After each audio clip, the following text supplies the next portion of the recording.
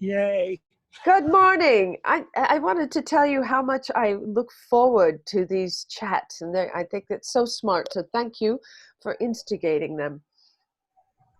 Oh, you're welcome. And I think it's very smart if I wear glasses like this. Oh, it's very smart. That's very Kind of smart. look like yours. They look like yours. How funny. I don't know. I saw the opportunity for a joke there. So They're rounder. They're rounder. They're rounder. they, Well, wait. yeah. Actually, now mine are rounder. Oh, you look like one of those. Okay, now you look like one of two things wearing those glasses. You look like an old lady socialite. Like, and I'm not going to say the names of it, and like that, or you look like a gay guy who's aging and doesn't know what to do with style. But I like that. But it's not pejorative in any way. I love them. Well, I can't see with them. Oh, Anyway, that's too bad. I thought they were fun. they are fun. I use them for fun. What is our subject today, darling? I looked at the topic. I thought today was shame, but I thought today would be better with perfectionism, which Well, I think was. actually, it's my turn because last week was shame. Then why are you asking me what the subject is today? Because I was giving Aren't you you an supposed to opportunity know? to introduce it.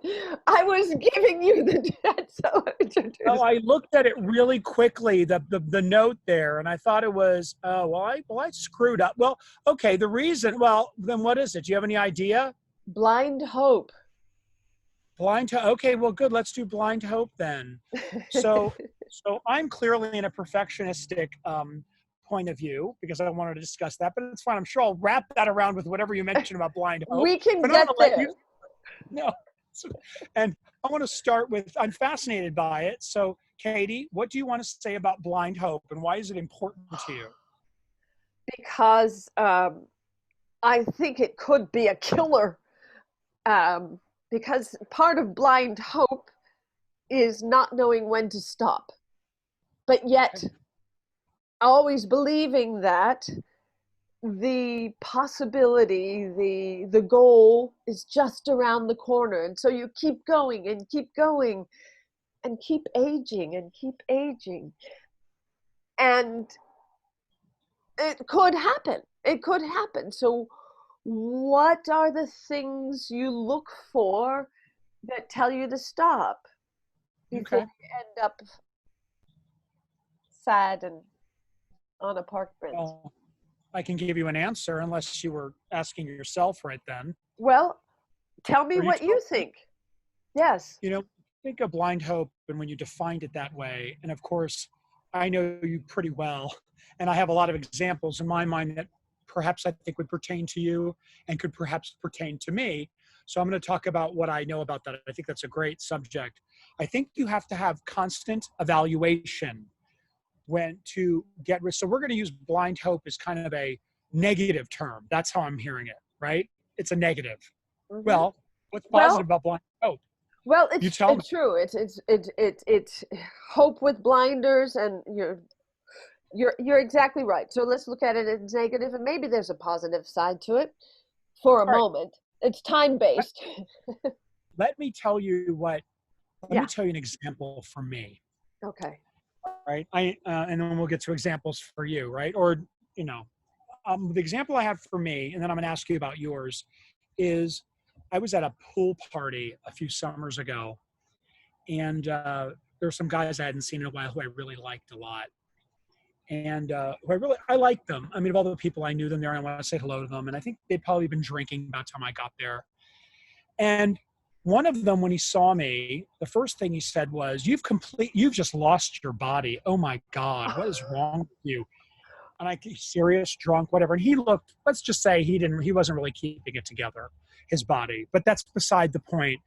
But he just said, you lost your body, which is not a great thing to say to me. You know No. what I mean? I care very much about it. I'm in good shape. Could I have been a little heavier then? I guess. But still, he goes, you lost your body. It is even, what have you lost your body? And I was kind of in this, It was like, and then nasty. it was nasty. I haven't gotten to the blind hope yet, which is Okay. coming. it was nasty. And I realized, wow. So I go and I told his partner, and I'm at this, I was kind of stunned by it. I didn't even evaluate it at this point. A lot of people there, people are drinking. I'm not drunk, but there's people in swimsuits. They're vulnerable. Some are naked, whatever. It's a place that I didn't evaluate. It hit me pretty hard. So I told his partner, and his partner goes, oh, he didn't lose his body. He looks great. Look at him. He looks great. And we're talking. So I decided to talk to the partner a little bit. And he started talking to me. I started saying, he goes, what have you been doing? I go, well, I'm doing and this is a fellow writer, somebody who wrote a spec script of a TV series I thought was pretty good, and I wanted to encourage him. And he doesn't have a lot of encouragement in his life to be a writer. Especially And I with want to that encourage him. And partner. Sorry? I said, especially with Yeah. a partner like that. No shit. So, and I'd encourage him, and he would tell me the only one that encourages me in the past. So he appreciated me. And I said, well, I'm working on my comedy and I've done it for a little while. I'm going off and on with it. And he goes, Anthony, you need to give that up. It's a waste of time. So I didn't see this coming. Now, mind you, he's empathizing with me about the inappropriate comment his partner made to me. He then thanked me for how much I've supported him. And then when I talked about my writing, something that means a lot to me, he says, you need to get over it, Anthony. Now, I have been doing the project for a couple of years. It went off and on at this point, up to this point. This is a few years ago. And I didn't have a lot of support at this time. This was hurtful to me. And I go stunned from it. He goes, you need to go start making money. And I said, okay, so this is a button for right. Okay. Wait, it gets better. Wait, it gets better. It's worse, but it's better dramatically. I go, you stopped making money. And I looked at him and I said, I am making money. And he looked at me and ran away. What happened in that interaction, Katie, is that he was talking about his own lack of his own confidence with his own writing, and he gave it up because he decided to make money. And it's a bigger picture for him, and he projected that on me. Yeah. I am not in the same position he is. I do make money and I write. So when I cut that, he ran when I said that. Now, back to Blind Hope with this. I could have let it go. I had an evaluation technique. How do I say this? I called him on it. What was the reason why I should give it up? I already have my own doubts about it. So I called him on it. I could have stopped there and let it blindside me and let it just sit me and stun me or drink some more or go on to another subject or whatever. I could have done that, which happens a lot when people are talked to that way. But I decided to ask a question about why he said that, and it cut that in half. So my point is that if it was truly going nowhere and he was right, I would not have found out unless I asked questions of him or myself. He could have been my own, negative self-talk, whatever. And both of them were in a sense, and I'm questioning both of them. If you don't question it, then you either give up or you keep going blindly. Those are the two options when you don't question. So you have to have evaluation along the way. And sometimes we may not be the best to evaluate it. So we have to ask others to ask questions of it. Doesn't mean they'll give us their opinion, but it helps us to evaluate ourselves, which I'm sure you've done a lot of times with Screen 360. Yeah, exactly. And constantly ask questions, and have advisors that I ask questions of, and they also ask me tough questions like, what are you going to do when you're 70? And I think about that. and so my hope is not that blind, but so let's talk about when it's a good thing. Okay. Well, I think I want to just talk about you made a comment. Yes. It's really careful. If you're asking others for help, you have, not only is this a project of yours, or when we believe in these things, or myself, my script, which is now getting into the final stages. I do have a lot of support with it. I have gotten more support than 2 years ago at that pool party. I have taken it to another place. It is not any kind of, it's now moved forward. It was worth my time to stick with it. That's just to carry that through line through, that story through. When someone says a comment to you, what are you going to do when you're 70? that's a mixed bag because they really, I think when you ask other people, they really need to empathize with you and your mission and how important this is to you. And I don't think asking you, what are you going to do at 70 is an appropriate question for you personally. I don't think it empathizes with the time you've spent, what it means to you, how it's a mission, an addiction. I don't know, even if it is or it isn't, it's not empathizing with who you are in the moment. It sounds dismissive to me when I hear, what are you going to do when you're 70? It isn't a proper question. That Mm. is not the right kind of, I could okay. So understand it might have a bit of exhaustion involved, and if you mean sometimes the question, yes, coming from an advisor. it's You more know, than a, it's a hard more than, question, and it's making sure that I am thinking about things like that. But on the other hand, it is also speaking to my blind hope. And well, I so, hope there are other questions mixed in there other than just that one. yeah, That's what I'm hoping. yeah, there's continuous Okay. observation, And and that, check in with how you feel about them when you're asked these questions, whatever, and then we can get into blind hope, maybe the good part of it, and you could talk about that. Check in with how you feel when you're asked these questions. They're going to make you feel different. oh, I you're think that's exactly right. And another time, someone said, "You really ought to stop this."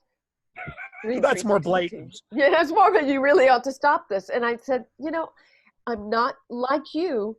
I am making money, not a lot, but I am doing other things. And it's an incredible juggle, but I keep Screen 360 TV on the back burner when opportunities, for when opportunities like now, the Hack for Recovery comes up and I can get 4 people to work on it with me. And it's incredible. What a big difference. And people Well, are, go ahead. that's an explanation. That's a good Yeah, explanation. That's a yeah, good thank you. response. Now, It is good. And my response to this man, who really with his blessing could make a lot of things happen, but he decided not to give me his blessing, and which was up.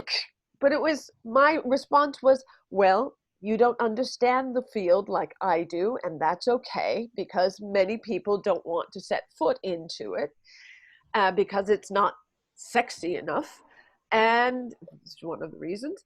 And I have spent a lot of time in that milieu investigating it and understanding its details and learning that there are a lot of people in that sphere who are developing it.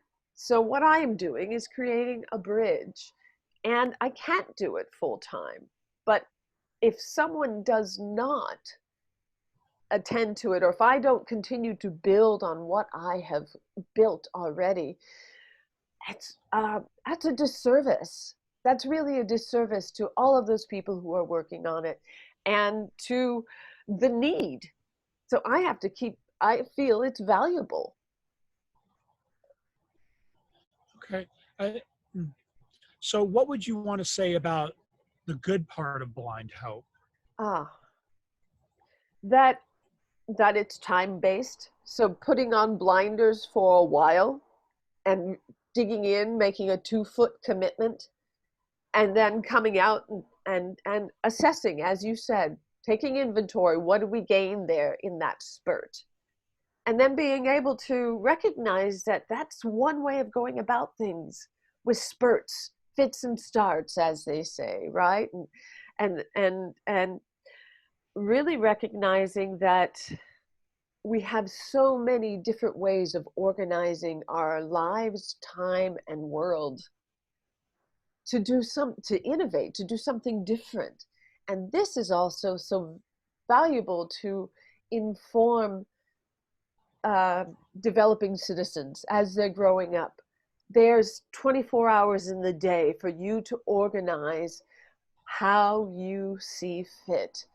And what happens is that we get pushed into a careful way, which is true. Our bodies are most alive from 9 to 5.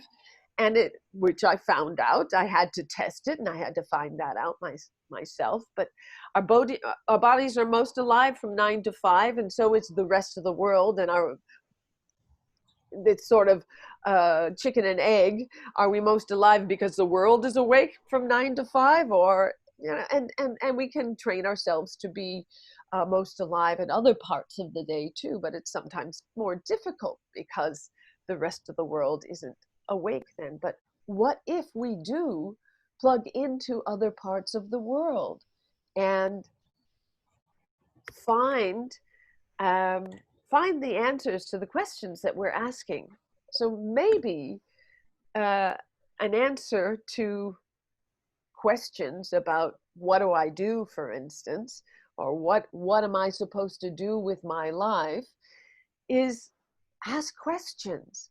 And maybe those questions are answered in another country or in another state or someplace over a border.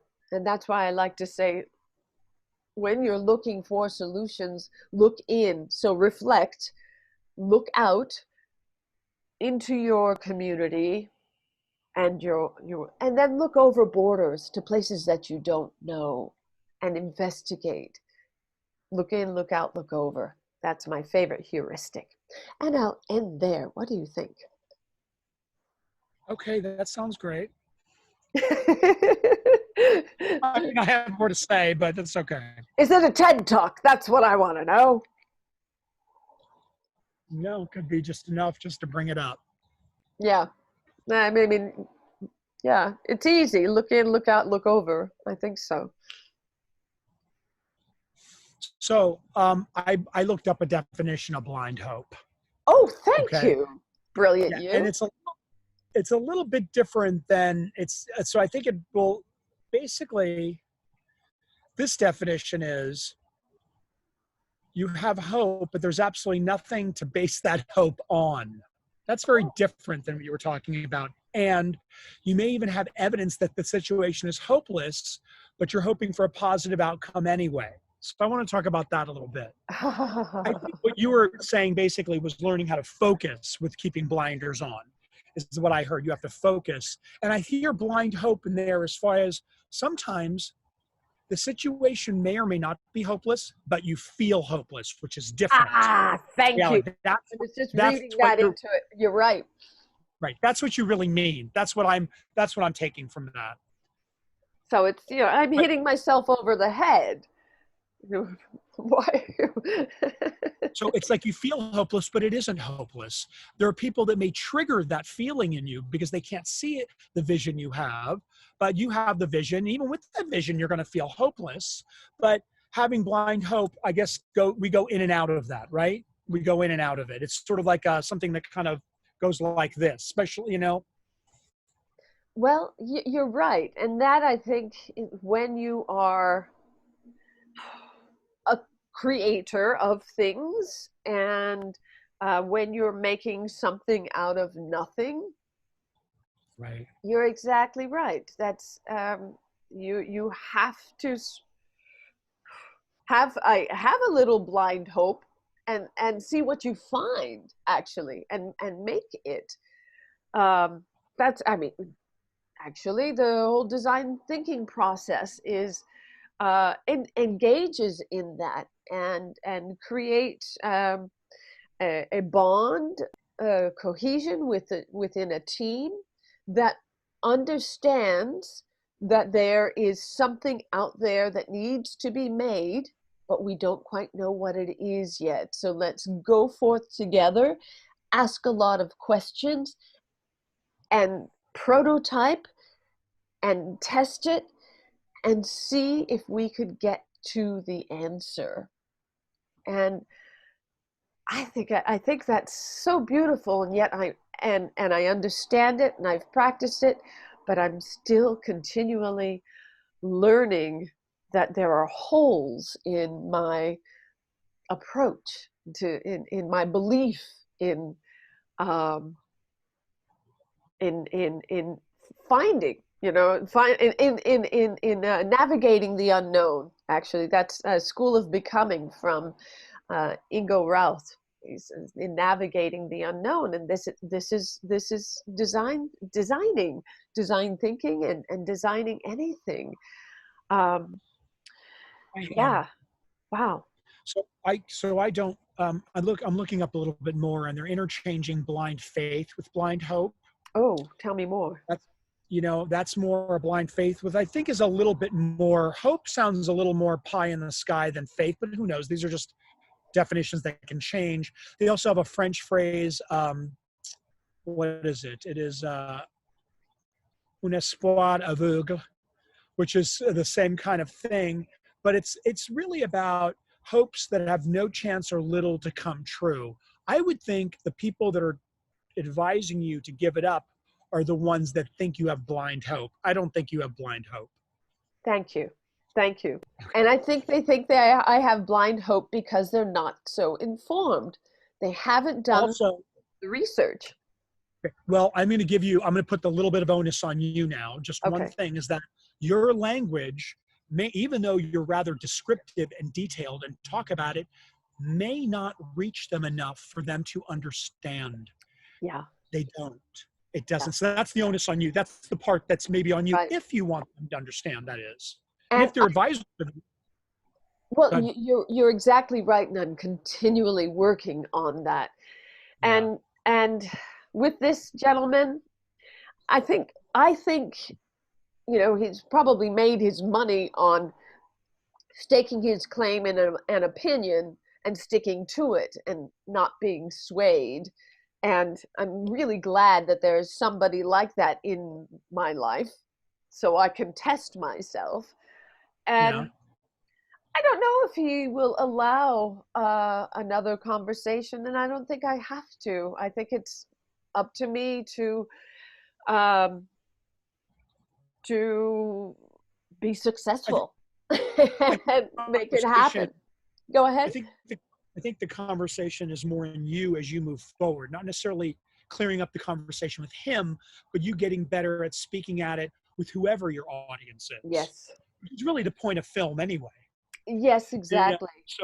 so you probably need to get better at who your audience is when you're talking to, so they can get a feeling out of what you're saying. Yeah, and it's constant. Working with this team who is new to this concept and they're picking it up really quickly. Um, One of them asked me, "What's your 1 minute pitch?" 1 minute pitch. That's actually kind of long, and so I launched into it, and I was pulling from many. Yeah. I didn't have a set 1 minute pitch, which I should have. I have an elevator pitch, but I don't have a set 1 minute pitch. So what I did was pull up 3 pages of 125 character descriptions and 125 word descriptions and um, elevator pitches, and I have so many. I have 3 pages of them, and I thought, no wonder I've got all of these things swimming in my head. I need to commit to a 1 minute, a 30 second, a 15 second.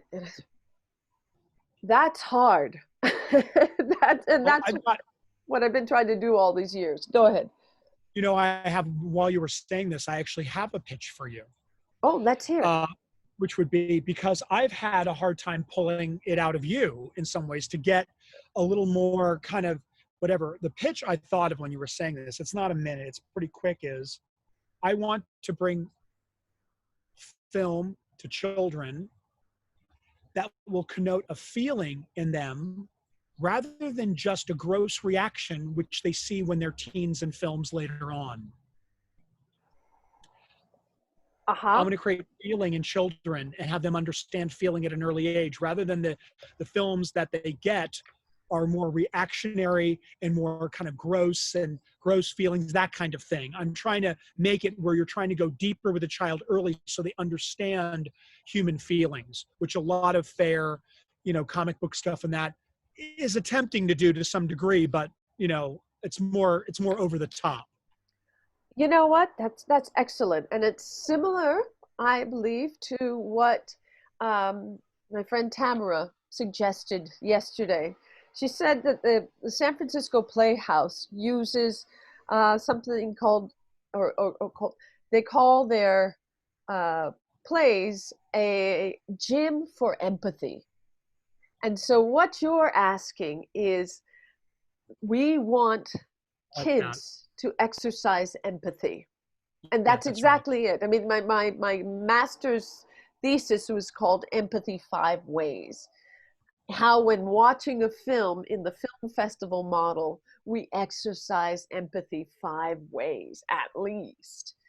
And I sometimes I feel there are so many ways to um, so many things to say about what we learn from film seen in a film festival situation that that's that I forget about that one.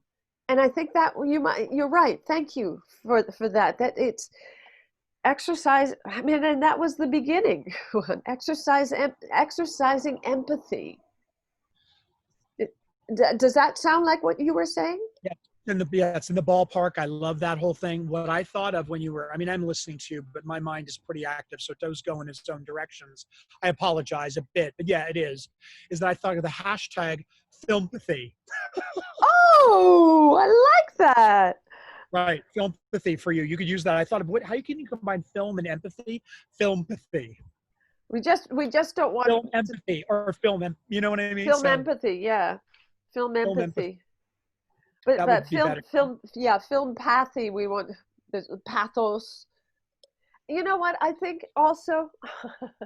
I mean, for for hundreds of years we've been naming things and putting labels on things and slicing and dicing them the same thing so many ways. And I like I like filmpathy, and I wouldn't want to take pathos out of it, or pathological out of it, or pathogen out of it.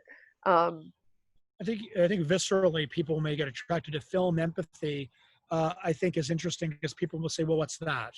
And it opens a question. Film empathy. That's what I think you'd want. You'd want to draw people in to get to, to maybe get that defined. So I thought it would be a good way to, which is that's what you're very trying to nice. do. That's very nice. I like that. I'm going to test that with the team. I have my first interview actually today at 11:30, and we have to do about 75 interviews before next Friday. And And that's the interviews of who? interviews with people in education, from teachers to parents to students to administrators, people in pediatric healthcare, and people in the film industry. So that's distributors, filmmakers, film studios, pardon me, and child life specialists, pediatricians, all these kinds of people. Whew, I Great. just thought of, yeah. And so we're four of us. We're doing at least three each a day, 12 a day. We'll get there. We'll have, 50, 60 interviews to draw from. And this is Steve Blank's customer development. And this is a professor that I didn't get to study with at Stanford. I started his class and I just thought it was just going to be too much. And I was already at the D school doing similar things, but now I'm taking his class and it's somewhat different. We didn't go deeply into the customer development. Design thinking was design and designing the thing. Now the thing is designed, and now, 10 years ago, I would have this customer development would have been really helpful. But I'm doing it now, and I've learned a lot in these 10 years. You know, So, I thought of an idea for you just while we're here for a moment. Um, I thought it'd be interesting if Screen 360 or you as a personality, Aunt Katie's curated films. you know, actually, you're onto something. My sister wanted me to do something with a book called The Island of the Ants.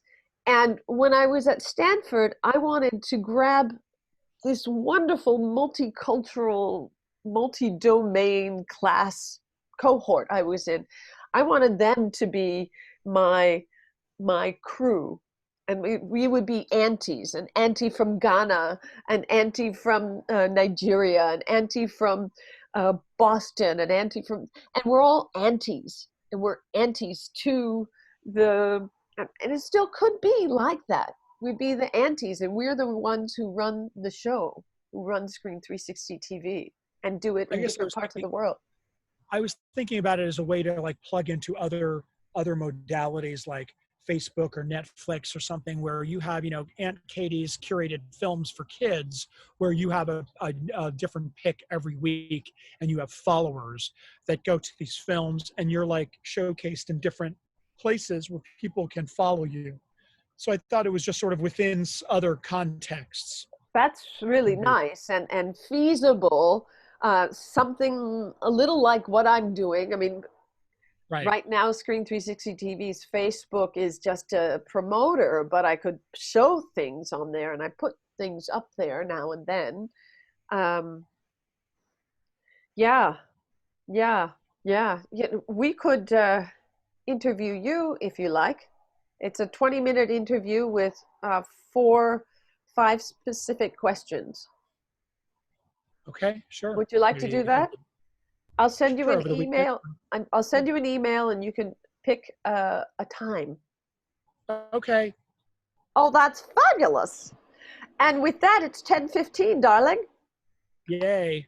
Thank you for another episode of Anthony and Kate. And next week, we'll be talking about perfectionism. Perfectionism. Ooh, can't wait. I'm going to tell you what's wrong. I'm going to tell you what's wrong with you. All right, my friend. Have a great day, and I'll send you that email. This has been great. Thank you. Bye-bye. Bye.